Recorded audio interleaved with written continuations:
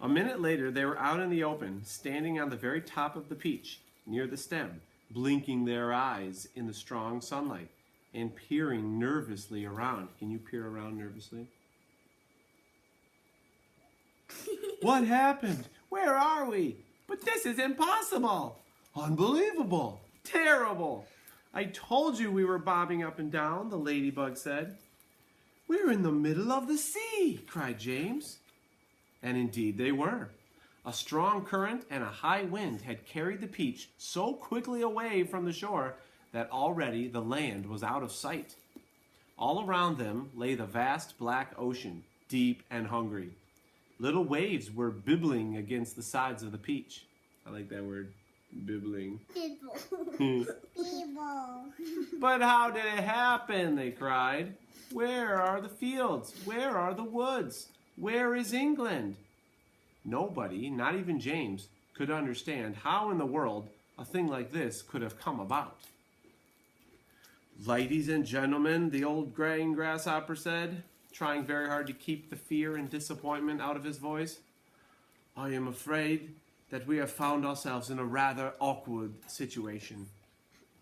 Awkward? Cried the earthworm. My dear old green grasshopper, we are finished. Every one of us is about to perish. I may be blind, you know, but that much I can see quite clearly. Off with my boots, shouted the centipede. I cannot swim with my boots on. I cannot swim at all, cried the ladybug. Nor can I, wailed the glowworm. Nor I, said Miss Spider.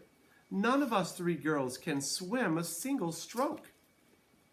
But you won't have to swim, said James calmly. We are floating beautifully.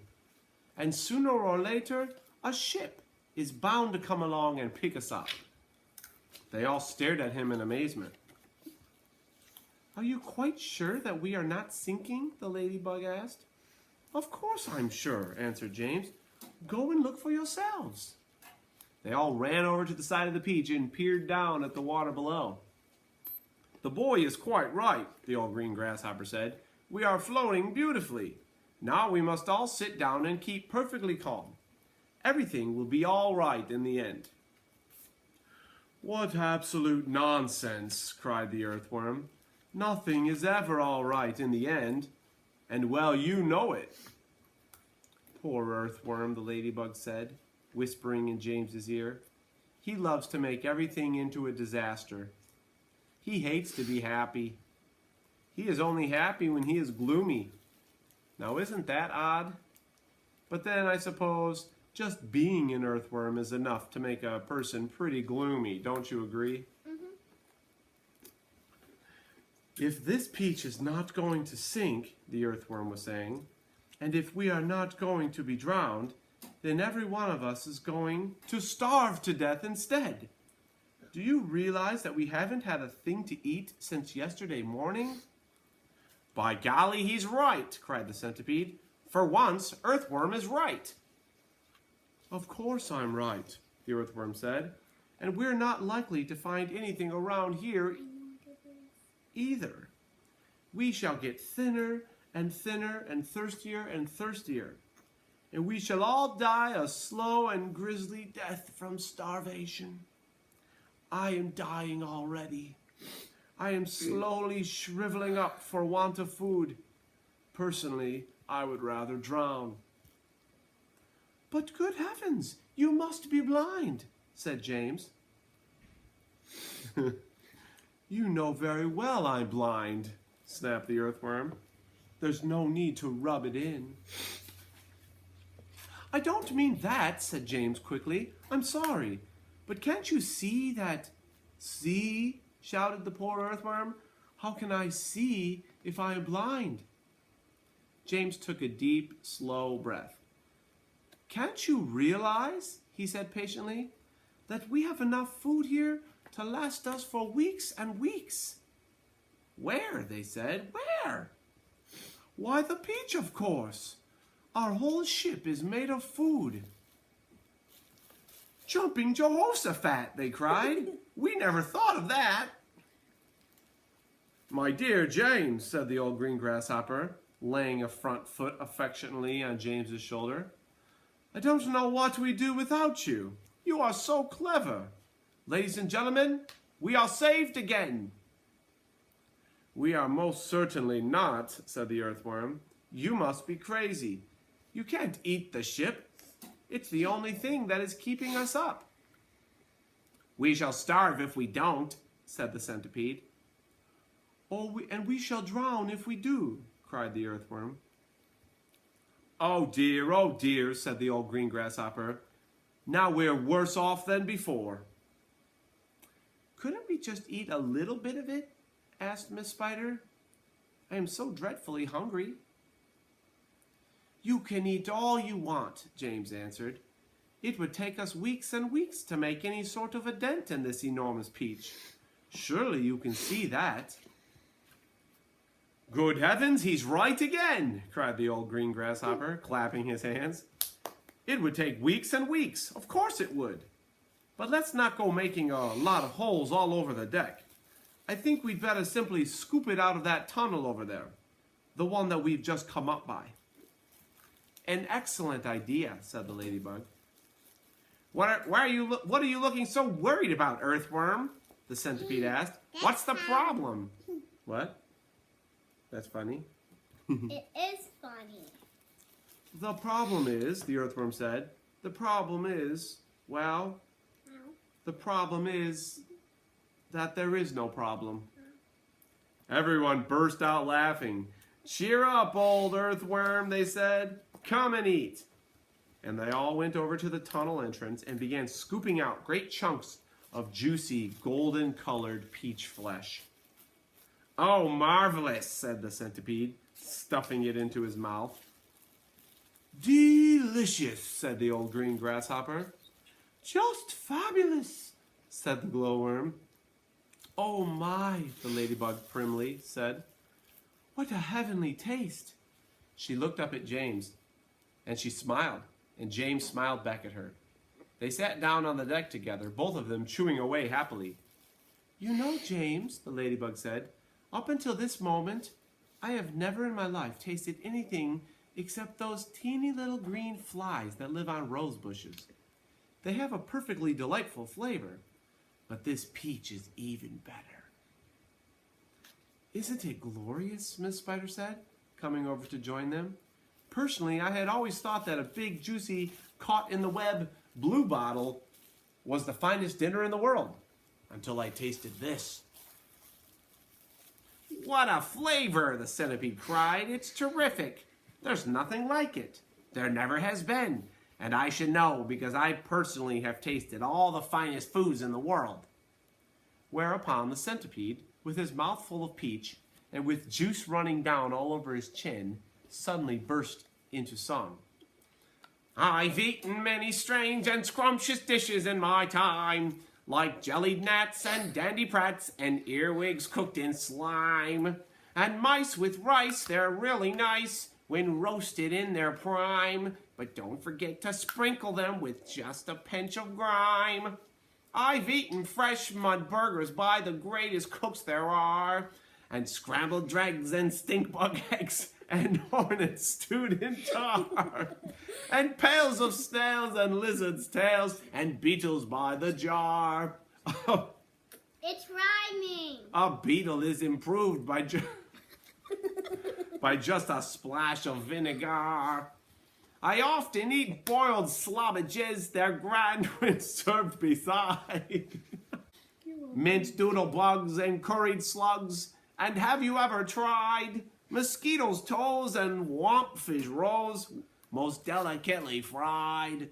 The only trouble is they disagree with my inside. That was horrible. Only one more page.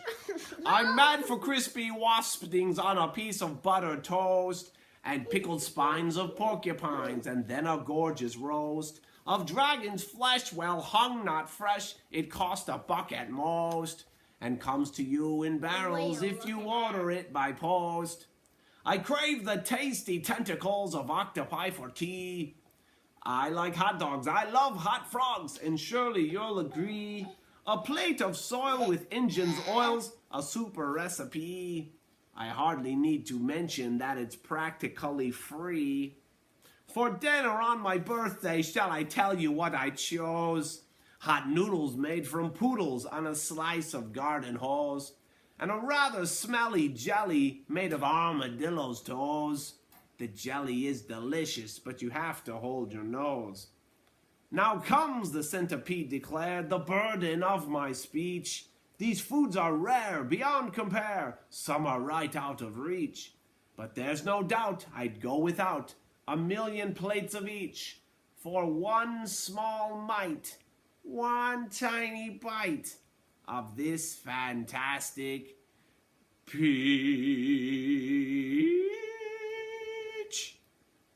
You. Everybody was feeling happy now. The sun was shining brightly out of a soft blue sky, and the day was calm. The giant peach, with the sunlight glinting on its side, was like a massive golden ball sailing upon a silver sea. Chapter 19. "Look!" cried the centipede, just as they were finishing their meal. "Look at that funny, thin, black thing gliding through the water over there." They all swung around to look. "There are 2 of them," said Miss Ladybug. "There are lots of them," said Miss Spider. "But what are they?" asked the earthworm, getting worried. "They must be some kind of fish," said the old green grasshopper. "Perhaps they have come along to say hello." "They are sharks," cried the earthworm. "I'll bet you anything you like that they are sharks, and they have come along to eat us up." "What absolute rot," the centipede said, but his voice seemed suddenly to have become a little shaky, and he wasn't laughing. "I am positive they are sharks," said the earthworm. "I just know they are sharks."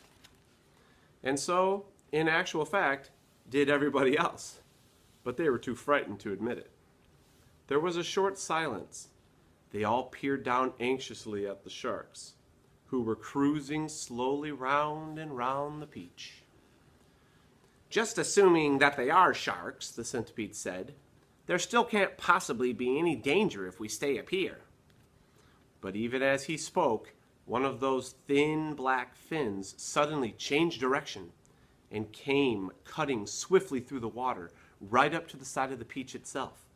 The shark paused and stared up at the company with small, evil eyes. "Go away!" they shouted. "Go away, you filthy beast!" Slowly, almost lazily, the shark opened his mouth, which was big enough to have swallowed a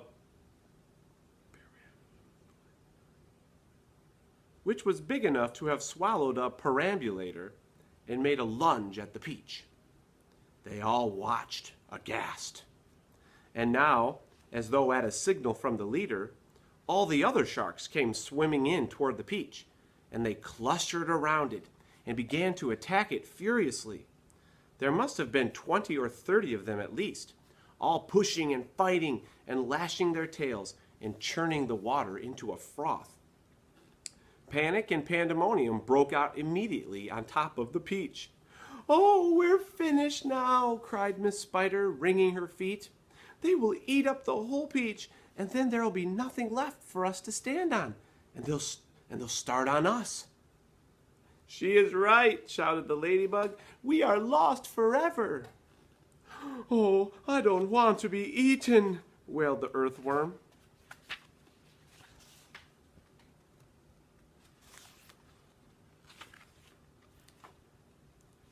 But they will take me first of all, because I am so fat and juicy, and I have no bones." "Is there nothing we can do?" asked the ladybug, appealing to James. "Surely you can think of a way out of this."